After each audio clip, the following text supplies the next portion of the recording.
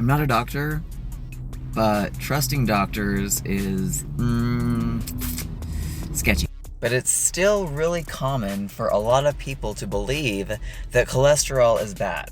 It's still really common for people to believe their doctor when their doctor says you have high cholesterol, we need to get you on statins, and believe that that is a good thing for them.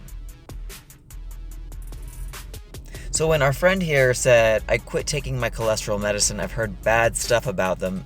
Yeah. Exactly. I'm not saying stop going to a doctor in general. I'm saying find a doctor who knows how to heal with nutrition, who knows that cholesterol is good, who knows that cholesterol helps our brains, who knows that red meat is good for us. Because I just can't believe that in this day and age, with all the information that we have, with all the technology that we have, with all the studies on...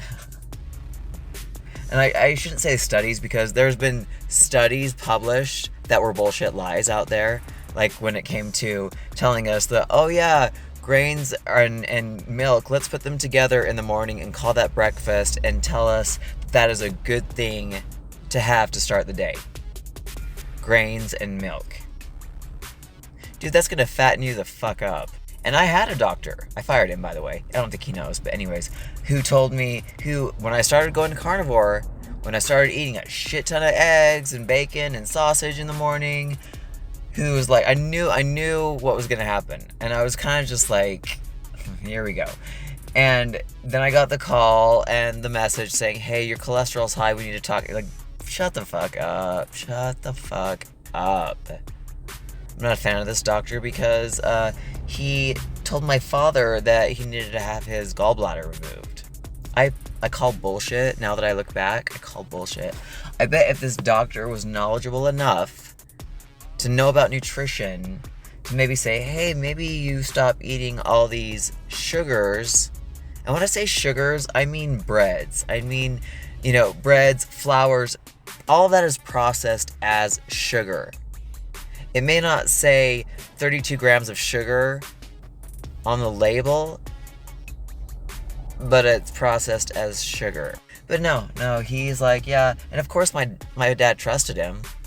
Plus the guy was in his, church, so I can't. All right, I needed that moment to gag because people, they trust too much. And my parents are like that because they're the boomers that grew up believing that your doctor isn't lying to you. They grew up believing that if the government put out a food guide pyramid, that these foods on this pyramid are what we need to be healthy at this quantity.